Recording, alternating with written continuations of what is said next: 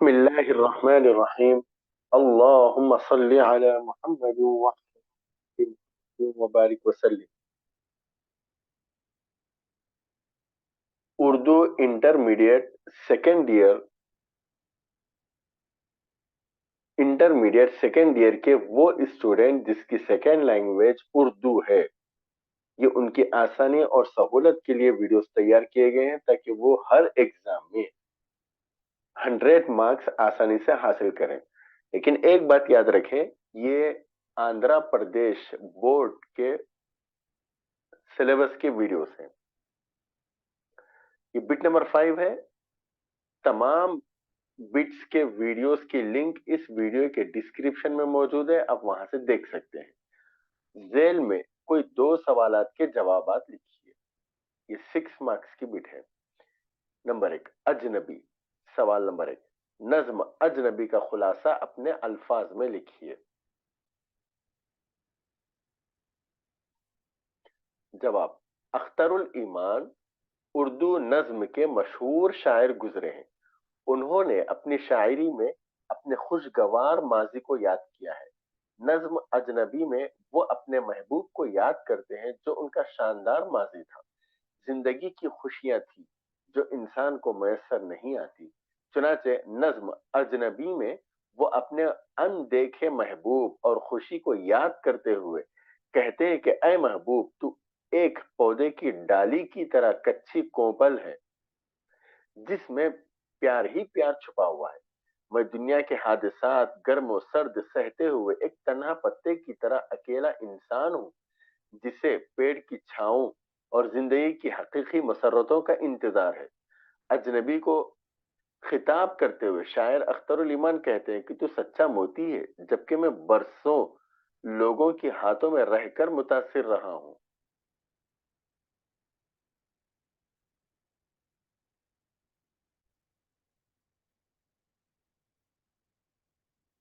اجنبی کو خطاب کرتے ہوئے شاعر اختر الایمان کہتے ہیں کہ تو سچا موتی ہے جبکہ میں برسوں لوگوں کے ہاتھوں میں رہ کر متاثر رہا ہوں. یہ آپ بٹ نمبر 2 میں بھی یہ پڑھے تھے. وہ اپنے محبوب سے تقابل کرتے ہوئے کہتے ہیں کہ میرے محبوب اجنبی امید کی کرن ہے جبکہ میں بھیگی رات کی طرح ہوں. تو اگر آپ بٹ نمبر 2 دیکھیں تو پھر اس میں اور اس میں سیم ہے، کوئی فرق نہیں ہے. اس میں سے ہم اس کو چھوڑ کر آگے بڑھتے ہیں تاکہ وقت دوسرے کاموں میں ہم لگا سکیں. دوسرا سوال ہے، دیکھیے، اختر الایمان کے بارے میں ایک نوٹ لکھیے. اختر الایمان اردو نظم کے مشہور شاعر گزرے. ان کے کلام میں اپنے دور کے واقعات و حادثات کا خوبصورت استعاراتی بیان ہے. جدید دور کی بیشتر علامتوں کے ذریعے انہوں نے اپنے نظموں کو مزید تہدار بخشی ہے، جیسے ماضی کی مٹتی ہوئی قدریں، بے بسی و محرومی، اداسی و احساس بیگانگی وغیرہ کو انہوں نے اپنے نظموں کا موضوع بنایا ہے. ماضی ان کی بہت سی نظموں کا موضوع ہے.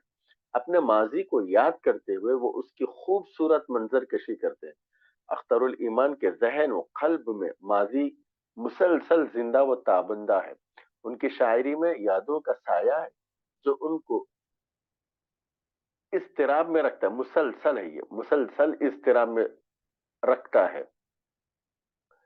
یہ امر فطری ہے کہ جب انسان کا ماضی اس حال سے زیادہ خوشگوار ہوتا ہے تو وہ ماضی کی یادوں میں کھویا رہتا ہے.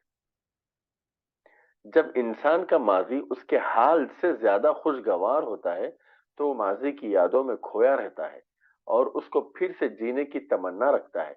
وہ ماضی کی بہترین یادوں کو ہی یاد رکھتا ہے اور حال میں اس کے پہلو بپہلو چلتا ہے. ماضی میں جو پیار و محبت، رشتوں کی اہمیت، انسانوں کی اہمیت، جذبات کی اہمیت، صداقت و خلوص تھا، وہ حال کے اس بے رحم و بے وفا دنیا میں کھو گیا ہے. اختر الایمان کی نظموں میں خاص موضوع اقدار ہیں.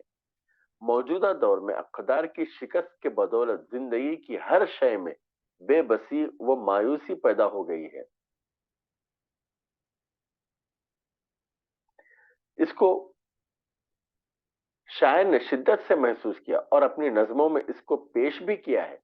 مسجد موت، پرانی فصیل، خلب خلوبتر خلوبترا، ایک لڑکا وغیرہ ان کے ماضی پر لکھی گئی بہترین نظمیں ہیں۔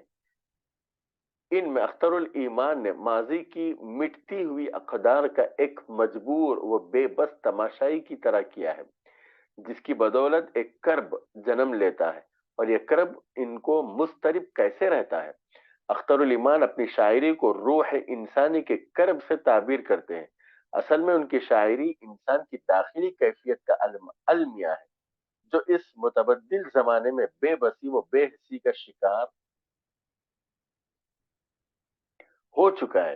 پرانی تہذیب اس جدید دور میں کہیں کھو سی گئی ہے۔ قدیم تہذیب کے نقش شاعر اپنے زمانے میں ڈھونڈتا ہے کہ کاش وہ تہذیب پھر سے پیدا ہو جائے۔ اختر الایمان کی شاعری دنیا کی بدلتی ہوئی سماجی و سیاسی اقدار کی غماز ہے، بلکہ یہ کہنے میں کیا تحمل کیا جائے کہ انہوں نے اپنے ماحول کی بہترین عکاسی کی ہے، جس کے بدولت وہ معاصر شعراء میں ممتاز ہے، معاصر ان کے زمانے کے۔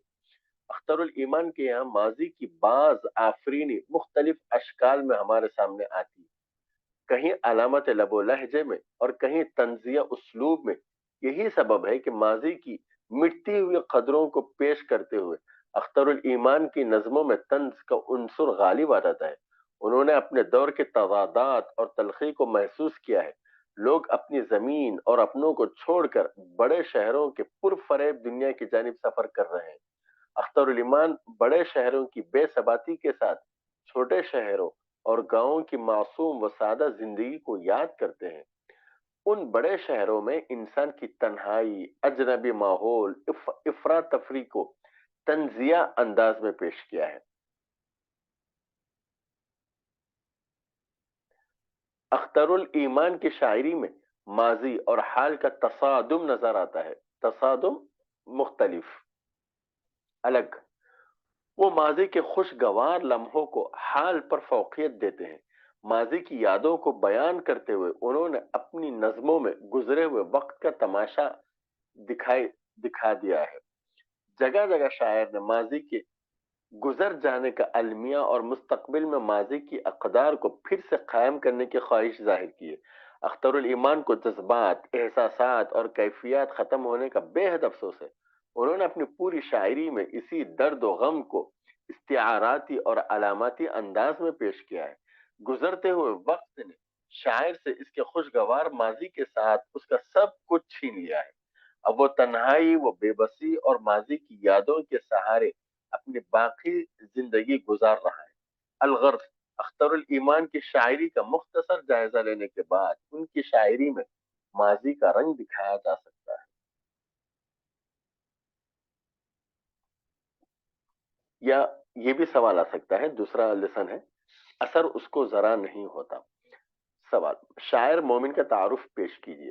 جواب: شاعر کا تعارف: مومن خان مومن اردو غزل کے مشہور شاعر گزرے ہیں۔ دہلی میں پیدا ہوئے۔ ان کے والد کا نام حکیم غلام نبی خان تھا، جو حکیم اور عالم دین تھے۔ مومن کے دادا سلطنت مغلیہ کے آخری دور میں شاہی طبیبوں میں داخل ہوئے اور حکومت سے جاگیر بھی حاصل کی۔ ان کے والد کو شاہ عبدالعزیز مہدوی دہلوی سے بھی بہت عقیدت تھی، چنانچہ شاہ صاحب موصوف نے ہی مومن خان نام رکھا۔ مومن بچپن ہی سے ذہین طبع تھے، حافظہ بہت اچھا تھا، چنانچہ عربی و فارسی، طب، نجوم اور موسیقی میں جلدی کمال حاصل کر لیا۔ مومن نے اس دور کے مشہور عالم شاہ عبد القادر سے عربی اور اپنے والد سے طب کی تعلیم حاصل کی۔ اس کے علاوہ ریاضی، علم نجوم، موسیقی، شطرنج میں مہارت رکھتے تھے۔ دلی سے 5 مرتبہ باہر نکلے، مگر وطن کی محبت نے ہر بار اپنی طرف کھینچ لایا۔ مومن نہایت آزاد مزاج، خانے اور وطن پرست تھے۔ امراء اور رؤساء کی خوشامد سے انہیں سخت نفرت تھی۔ چاپلوسی، خوشامد مانے چاپلوسی سے سخت نفرت تھی، اس لیے کبھی کسی امیر یا وزیر کی ملازمت یا مصاحبت نہیں کی۔ یہی ان کے کردار کی ایک نمایاں خصوصیت تھی۔ اصناف شاعری میں قصیدہ، رباعی، غزل، پتہ نہیں کیا ہے، غزل، ترکیب، بند، مثنوی، سب ہی پر طبع آزمائی کی ہے۔ مومن کی یادگار ایک دیوان اور 6 مثنبیاں ہیں۔ 1851 عیسوی میں اپنے کوٹھے سے گھر گر کر وفات پائی اور ان کا مدفن دلی دروازے کے باہر حضرت شاہ عبدالعزیز دہلوی رحمۃ اللہ علیہ کی درگاہ کے پاس ہے۔ مومن غالب کے ہم عصر تھے اور غالب جیسے انفرادیت پسند شاعر مومن کے بڑے قدرداں تھے۔ مومن نے غزلوں میں اس دور کے روایت رنگ کو پیش کیا۔ انہیں زبان و بیان پر عبور تھا۔ رعایت لفظی اور ابہام سے انہوں نے شاعری میں رنگ بھرا اور اردو غزل میں مومن اہم مقام پر فائز رہے۔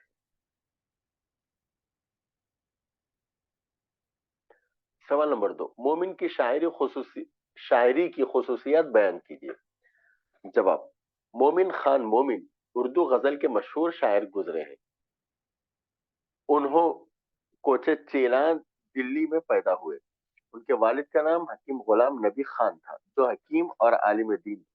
مومن کے دادا سلطنت مغلیہ کے آخری دور میں شاہی تبویب میں داخل ہوئے اور حکومت سے جاگیر حاصل کی۔ ان کے والد کو شاہ عبدالعزیز سے بہت محبت تھی، چنانچہ شاہ صاحب موصوف نہیں مومن خان کا۔ مومن بچپن ہی سے تباہ ذہن تھے۔ یہ اور اوپر کا دو بھی ایک ہی ہے۔ مومن کا تعارف، یہ شاعری کی خصوصیات ہے، تو یہاں تک تو بالکل وہی ہے۔ مومن غالب کے ہم عصر تھے۔ دبستان دلی سے تعلق تھا۔ غالب جیسے انفرادیت پسند شاعر مومن کے بڑے قدرداں تھے۔ مومن کا ایک شعر ہے، تم میرے پاس ہوتے ہو تو گویا جب کوئی دوسرا نہیں ہوتا۔ تم میرے پاس ہوتے ہو گویا جب کوئی دوسرا نہیں ہوتا۔ غالب کو یہ شعر اتنا پسند آیا کہ وہ اس کے بدلے اپنا پورا دیوان دینے پر راضی ہو گئے۔ مومن نے غزلوں میں اس دور کے روایتی رنگ کو پیش کیا۔ انہیں زبان و بیان پر عبور تھا۔ رعایت لفظی اور ابہام سے انہوں نے شاعری میں رنگ بھرا۔ اردو غزل میں مومن اہم مقام پر فائز رہے۔ طبابت اور علم نجوم میں مہارت رکھتے تھے۔ ستاروں کی چال جانتے تھے۔ آسمان بھی ہے ستم ایجاد کیا اور نصیبوں پر کیا۔ اختر شناس مومن کے ایک با کمال شاعر تھے۔ وہ حسن و عشق کے معاملات سے اچھی طرح واقف تھے۔ ان کا شباب زہد و خشک کی طرح بے لذت نہیں تھا، بلکہ ان کی محبت ایک رنگین اور اثر انگیز داستان ہے۔ ان کی شاعری کا عاشق حقیقی زندگی کا فرد نظر آتا ہے جس نے بھرپور زندگی گزاری ہو، یعنی وجہ یہی وجہ ہے کہ ان کے یہاں میر تقی میر جیسے انفعالیت پسندی اور غالب کے جیسی تجریدیت کا فقدان ہے۔ مومن کے ہم عصروں میں غالب اور ذوق کو نمایاں مقام حاصل ہے، لیکن مومن اپنے کلام کی انفرادیت کی وجہ سے پہچانے جاتے ہیں۔ سادگی اور سادگی سے شعر کہنے پر قادر تھے۔ ان کے یہ کچھ اور ہے، شاید یہاں پہ کچھ غلط لکھا گیا ہے۔ اور ان کے زمانے میں ہی ان کی غزل گوئی کی شہرت دور دور تک پہنچی ہوئی تھی۔ مومن کے کلام کی خصوصیت یہ ہے کہ ان کے یہاں سادگی کے ساتھ ساتھ پر اثر ہے، پرکاری ہے۔ یہ لفظ آپ دیکھ لیں کیا ہے، جذبات نگاری ہے، کیونکہ جذبات کو مناسب پیرائے میں ڈھالنے کے لیے فن میں وہ یکتا تھے۔ مومن کی شاعری میں خود کلامی کا عنصر بھی نمایاں ہے۔ مومن اپنے دور کے شاید واحد شاعر ہیں جنہوں نے امراء اور رؤساء کی شان میں قصیدہ گلدستے نہیں سجائے۔ وہ ستائش اور صلے کی تمنا سے بے نیاز تھے۔ پاک باز انسان تھے، دل کے صاف تھے، کسی سے وہ عداوت نہیں رکھتے تھے۔ اسی لیے کسی کے خلاف جو بھی نہیں لکھی انہیں ہجو گوئی سے شدید نفرت تھی۔ اسی لیے کسی کے خلاف کچھ بھی نہیں لکھا، انہیں ہجو گوئی یعنی غلط بیان کرنا سے شدید نفرت تھی۔ مومن میں خودداری کوٹ کوٹ کر بھری ہوئی تھی۔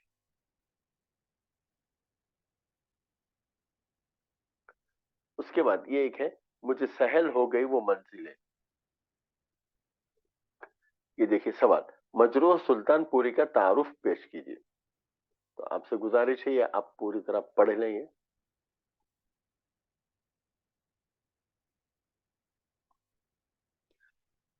इतना ही है, आप आसानी से पढ़ सकते हैं या आपके जो उस्ताद मोहतरम ने आपको सुनाया है उसको जहन में बिठाकर उसी तरह लिखें। मजरूह की शायराना अजमत पर या खुसूसियत पर नोट लिखें। ये है, देखें आप।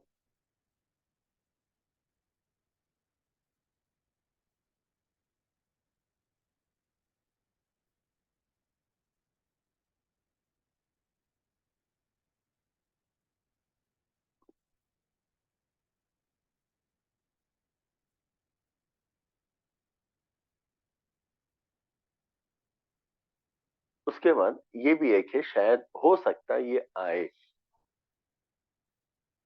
ये कैसी कमर नगरी पर एक मजमून लिखिए। इसका जवाब देखिए यहाँ पे है। आप इसको अच्छी तरह पढ़ लें या अपने उस्ताद मोहतरम से एक मर्तबा पूछ लें, बल्कि उस्ताद से एक मर्तबा सुन लें आप। ये खुलासा ऐसी चीज है, अपने उस्ताद से अगर सुन लेंगे तो आपको याद हो जाएगा। मगर लिखने आना शर्त है। उसके बाद दूसरा सवाल है, कैसी की मिजाहिया गजल गोई पर इजहार ख्याल कीजिए। ये जवाब है जो आपको स्क्रीन पे दिखाई दे रहा है। तो ये थी बिट नंबर 5। इंशाल्लाह उसके बाद हम फिर बिट नंबर 6 पढ़ेंगे। अस्सलाम वालेकुम व रहमतुल्लाहि व बरकातहू।